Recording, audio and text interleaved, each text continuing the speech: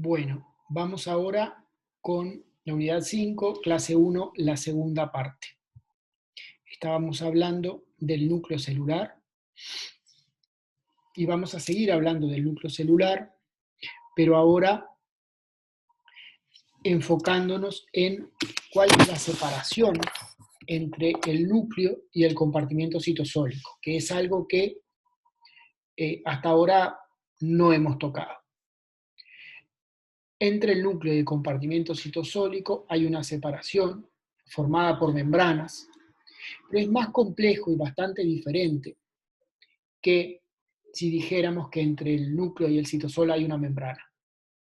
En realidad vamos a ver ahora que hay dos membranas y al mismo tiempo hay cero membranas. Es una cosa un poquito compleja, pero ahora la van a entender.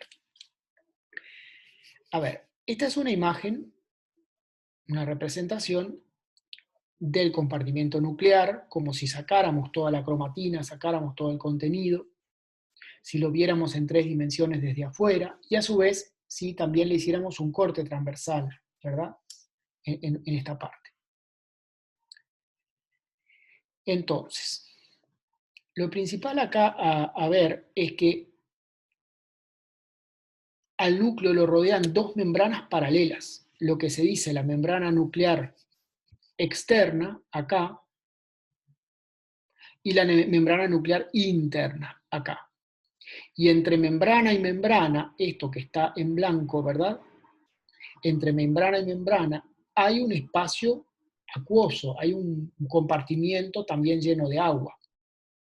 O sea que no nos confundamos cuando decimos dos membranas con el hecho de que cada membrana celular es una bicapa lipídica. Cuando decimos dos membranas, son dos bicapas lipídicas con sus proteínas, ¿verdad? Y entre membrana y membrana habrá un compartimiento donde la molécula más abundante es el agua, como en general ocurre en los compartimentos celulares.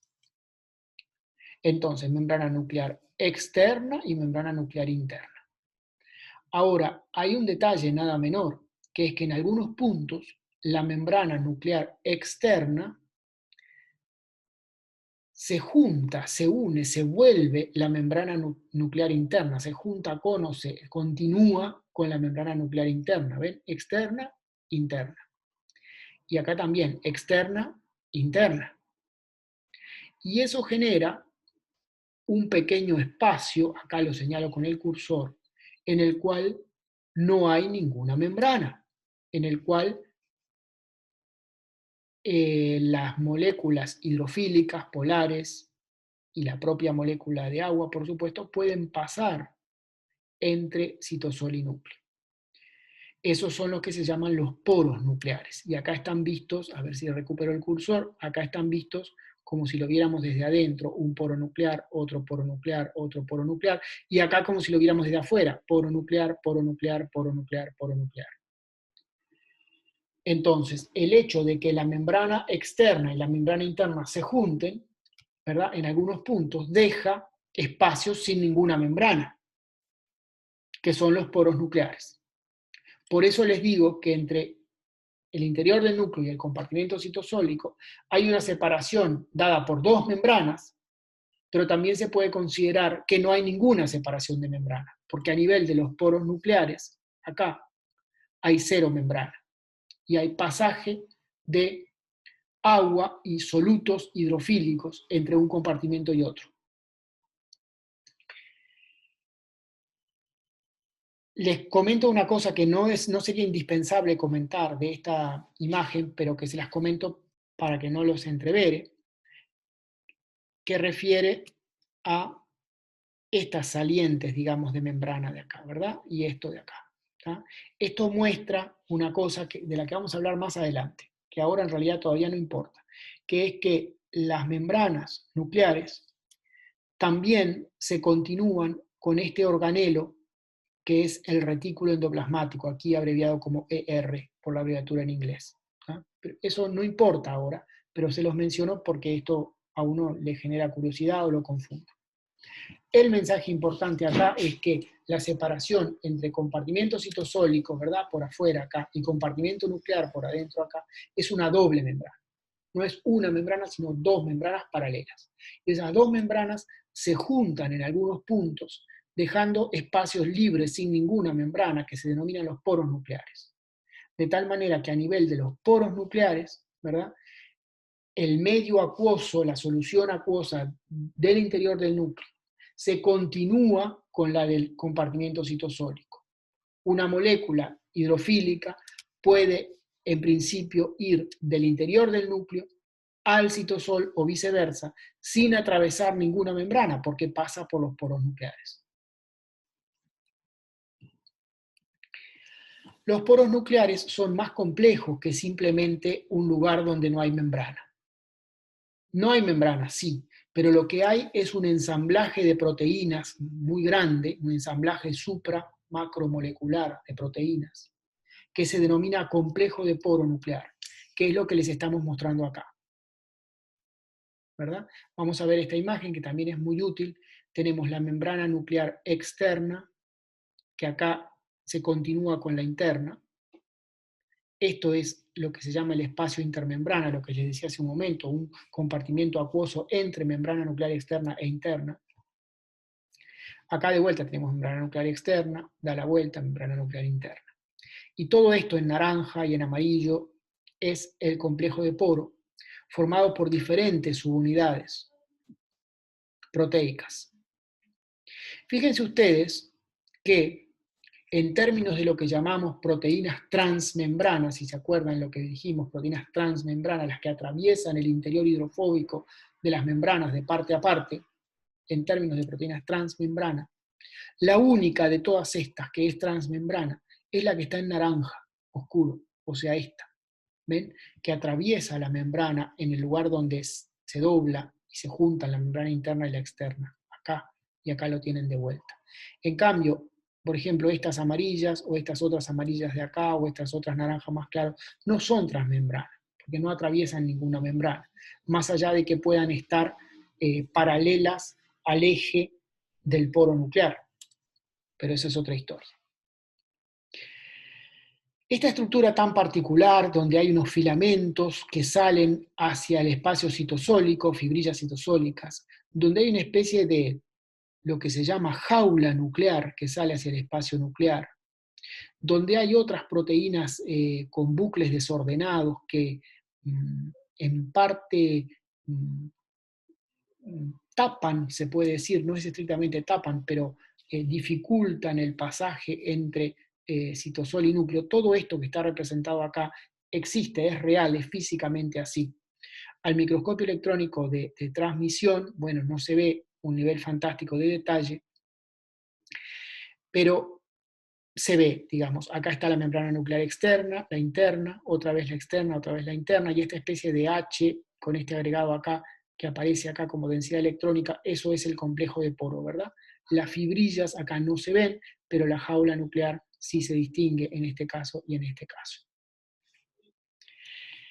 Esas fibrillas desordenadas de bucles proteicos bastante abiertos, ¿verdad? Sin mucha estructura, que están en el interior de lo que es el espacio del poro, tienen una función que está dada acá, que está explicada acá, que está explicitada acá, que es no dejar pasar libremente absolutos grandes. Cuando decimos grandes, acá son grandes, grandes, tamaño de proteína mediana para arriba. Todo lo demás, lo que son proteínas pequeñas, y todas las biomoléculas pequeñas, yo qué sé, monosacáridos, disacáridos, aminoácidos, péptidos, nucleótidos, etc., el agua, los iones inorgánicos, todo eso pasa entre citosol y núcleo sin problema, se equilibra entre citosol y núcleo. O sea que el compartimento citosólico y el nuclear no podrían tener, más que por fracciones de segundo, digamos, diferentes concentraciones de sodio, potasio, calcio, hidrogeniones, o sea, pH, ni tampoco diferentes concentraciones de glucosa, de ATP, etc. Se equilibran. Ahora, en términos de las proteínas medianas y grandes, es otra historia. Esta red que les mostré acá permite que las composiciones en términos de las proteínas grandes y otras macromoléculas pueda ser diferente entre citosol y núcleo. ¿verdad? Por supuesto, en condiciones celulares normales, el ADN, ni que hablar, es una cosa enorme, los cromosomas, con todas sus proteínas asociadas, no sale, ¿verdad?, del núcleo al citosol. Antes de pasar a la siguiente diapositiva, quizá tendría que hacer una mención a esta red en verde que aparece acá y que aparecía en la diapo anterior también, que se llama lámina nuclear. Es algo que vamos a ver cuando veamos el tema citoesqueleto dentro de algunas clases, ¿verdad? Pero es una especie de red proteica, les adelanto por si hay curiosidad, que da estructura, digamos, a las membranas nucleares, ¿no? Me faltó decirles algo, me doy cuenta ahora, que es que las dos membranas nucleares, interna y externa, junto con los complejos de poro, todo eso en conjunto, se denomina la envoltura nuclear, ¿verdad? Entonces podemos decir que el núcleo está delimitado por la envoltura nuclear, formada por dos membranas, interna y externa, que se juntan en algunos puntos, que son los poros, y en esos puntos hay como un regulador del pasaje de moléculas, que es este ensamblaje de proteínas que llamamos complejo de poro. Bien. Ahora, dijimos que las proteínas medianas y grandes no pasan libremente entre citosol y núcleo. Pero, sin embargo, hay mucho intercambio de proteínas entre citosol y núcleo. Pensemos, sin ir más lejos, las proteínas ribosomales son sintetizadas en el compartimento citosólico, tienen que ingresar al núcleo, unirse a los ARN ribosomales que son sintetizados allí, armar las subunidades ribosomales, y esas subunidades ribosomales luego salen de vuelta hacia el compartimento citosólico, donde van a juntarse su unidad grande, su unidad chica, para hacer la síntesis proteica. Entonces hay un tráfico hacia adentro y hacia afuera de macromoléculas específicas, no cualquier macromolécula, y de ensamblajes de macromoléculas, como son las subunidades ribosomales, ¿verdad?, entre citosol y núcleo.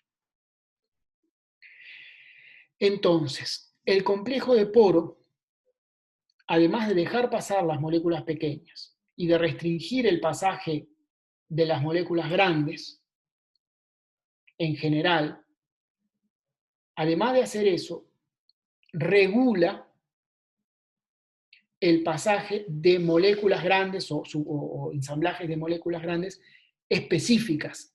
O sea, no deja pasar cualquier molécula grande, pero algunas cosas que tienen que pasar en esta dirección o en esta dirección, las selecciona y las hace pasar en la dirección correspondiente.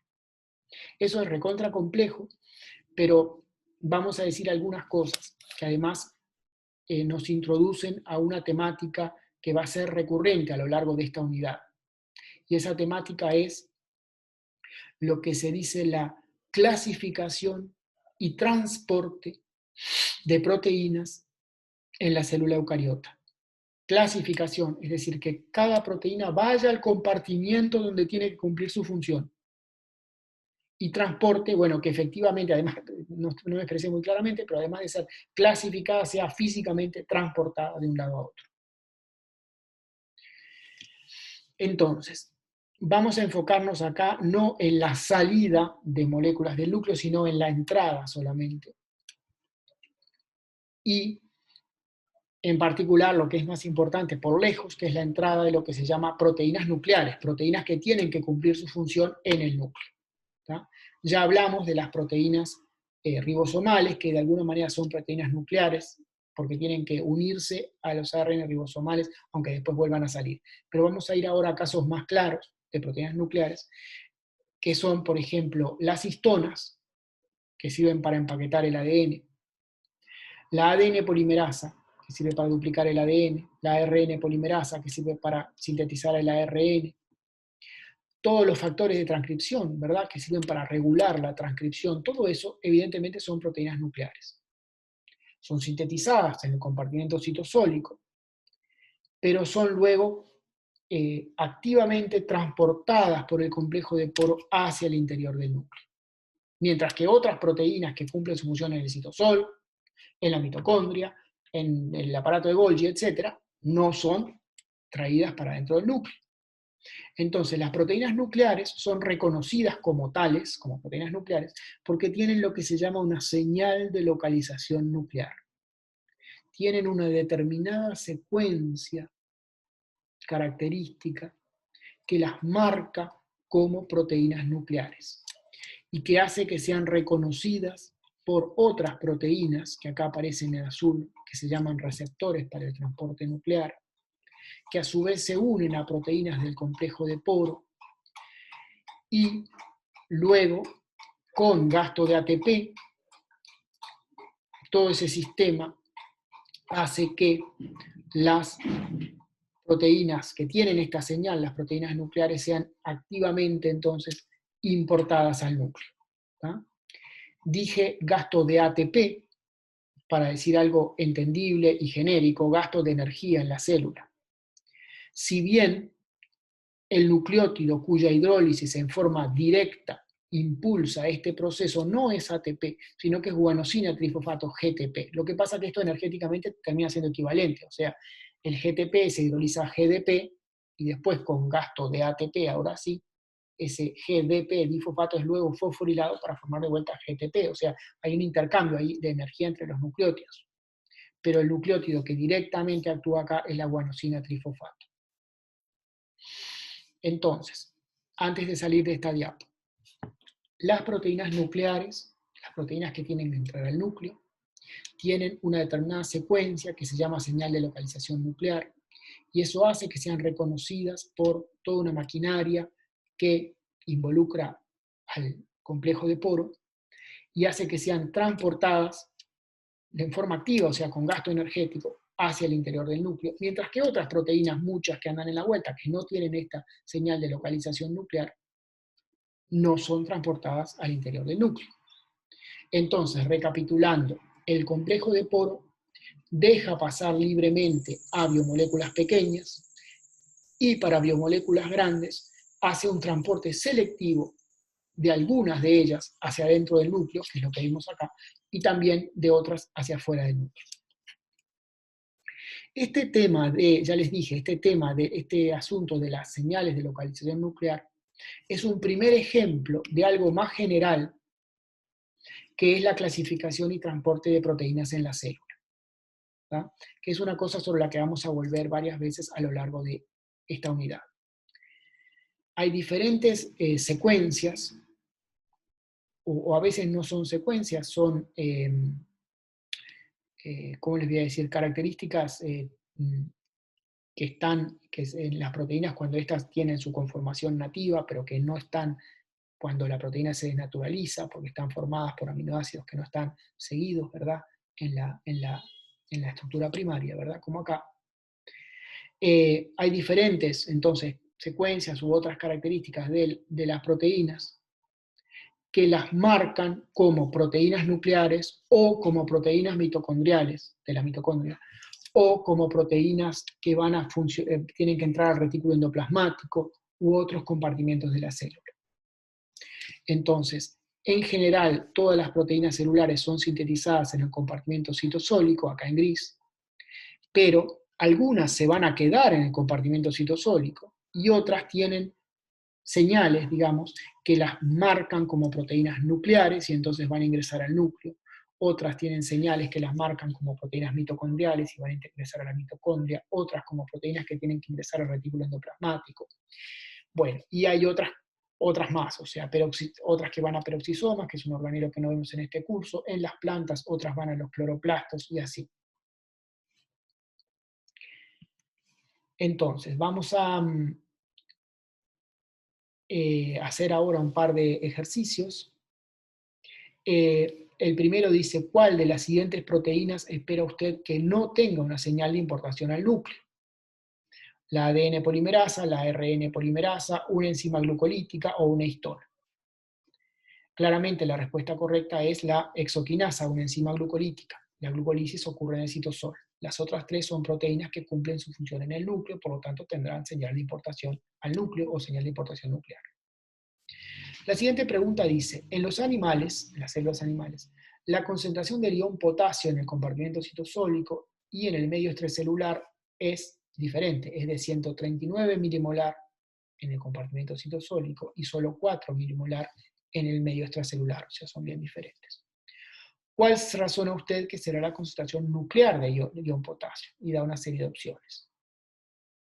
Y la opción correcta es que la concentración nuclear es la misma que la citosólica, por lo que les decía que el complejo de poro deja pasar libremente a solutos pequeños, incluyendo a los iones inorgánicos. O sea que la respuesta correcta es que es aproximadamente 139, perdón, sí, 139 milimolar, la misma que la citosólica. Bueno, y antes de, esto lo vamos a ver en otro fragmento de la clase, porque ahora entramos a otro tema que es sistema vesicular.